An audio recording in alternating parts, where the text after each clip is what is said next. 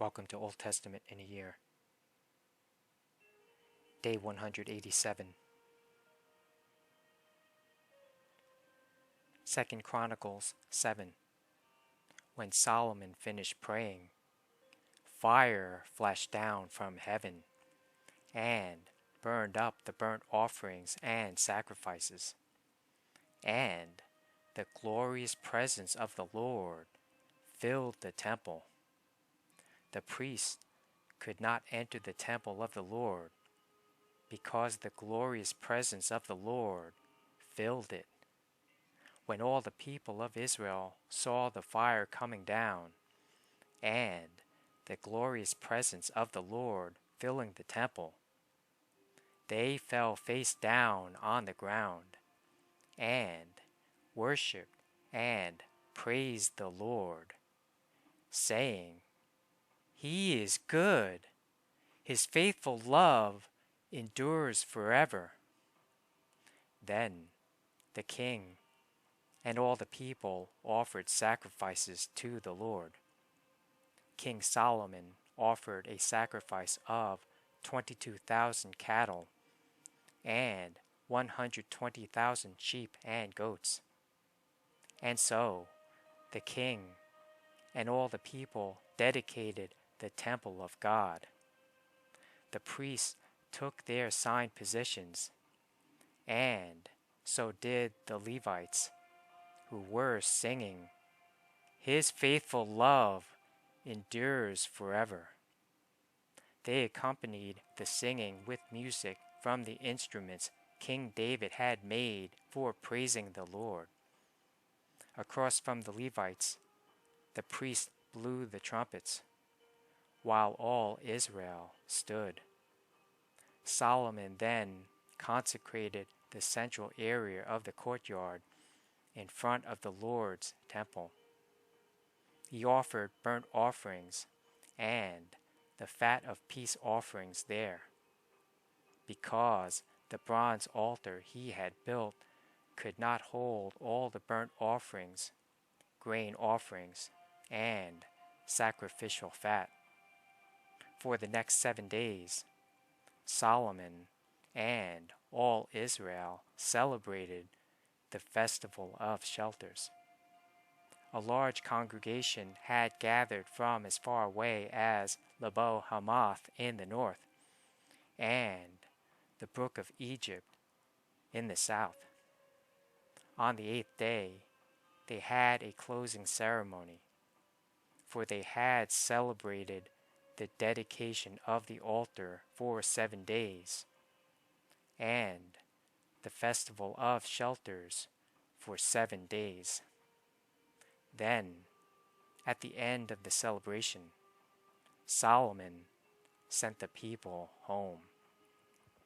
They were all joyful and glad, because the Lord had been so good to David and to Solomon and to his people Israel. So Solomon finished the temple of the Lord, as well as the royal palace. He completed everything he had planned to do in the construction of the temple and the palace. Then, one night, the Lord appeared to Solomon and said, "I have heard your prayer and have chosen this temple as the place for making sacrifices.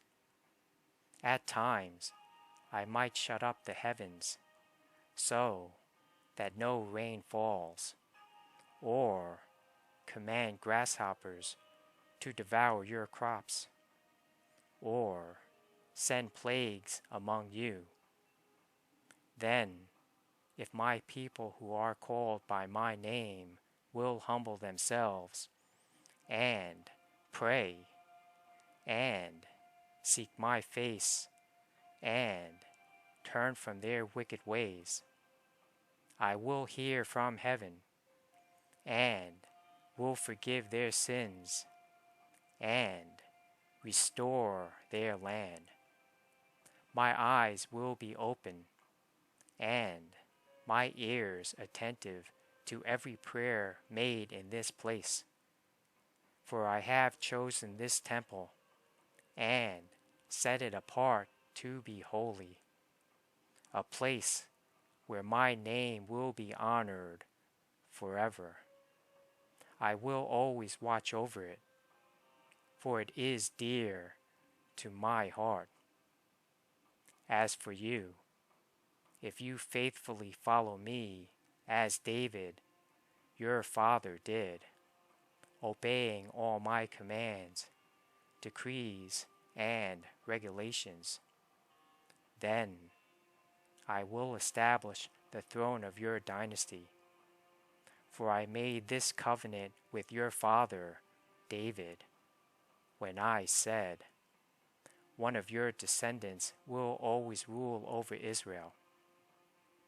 But if you or your descendants abandon me and disobey the decrees and commands I have given you, and if you serve and worship other gods, then I will uproot the people from this land that I have given them. I will reject this temple that I have made holy to honor my name. I will make it an object of mockery and ridicule among the nations.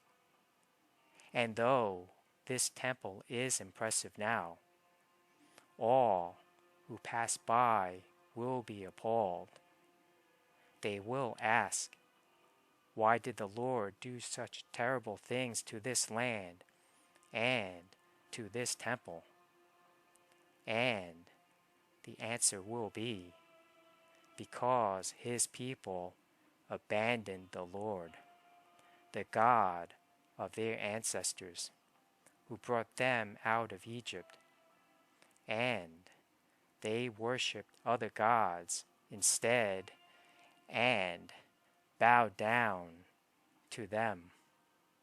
That is why he has brought all these disasters on them.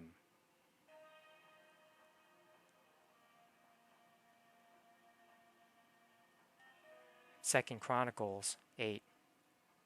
It took Solomon 20 years to build the Lord's temple and his own royal palace. At the end of that time, Solomon turned his attention to rebuilding the towns that King Hiram had given him, and he settled Israelites in them. Solomon also fought against the town of Hamath-Zobah and conquered it. He rebuilt Tadmor in the wilderness and built towns in the region of Hamath as supply centers. He fortified the towns of Upper Beth-horon and Lower Beth-horon, rebuilding their walls and installing barred gates. He also rebuilt Baalath and other supply centers, and constructed towns where his chariots and horses could be stationed. He built everything he desired in Jerusalem and Lebanon, and throughout his entire realm. There were still some people living in the land who were not Israelites, including the Hittites, Amorites, Perizzites, Hivites, and Jebusites. These were the descendants of the nations whom the people of Israel had not destroyed. So Solomon conscripted them for his labor force, and they serve as forced laborers to this day. But Solomon did not conscript any of the Israelites for his labor force. Instead, he assigned them to serve as fighting men, officers in his army, commanders of his chariots, and charioteers. King Solomon appointed 250 of them to supervise the people. Solomon moved his wife, Pharaoh's daughter, from the city of David to the new palace he had built for her. He said, "My wife must not live in King David's palace, for the ark of the Lord has been there, and it is holy ground." Then Solomon presented burnt offerings to the Lord on the altar he had built for him in front of the entry room of the temple. He offered the sacrifices for the Sabbaths, the new moon festivals, and the 3 annual festivals, the Passover celebration, the festival of harvest, and the festival of shelters, as Moses had commanded.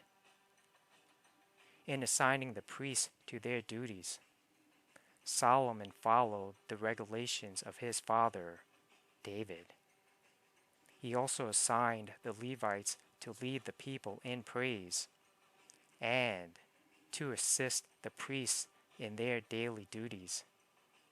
And he assigned the gatekeepers to their gates by their divisions, following the commands of David, the man of God. Solomon did not deviate in any way from David's commands concerning the priests and Levites and the treasuries. So, Solomon made sure that all the work related to building the temple of the Lord was carried out, from the day its foundation was laid to the day of its completion. Later, Solomon went to Ezion-Geber and Elath, ports along the shore of the Red Sea in the land of Edom. Hiram sent him ships commanded by his own officers and manned by experienced crews of sailors. These ships sailed to Ophir with Solomon's men and brought back to Solomon almost 17 tons of gold.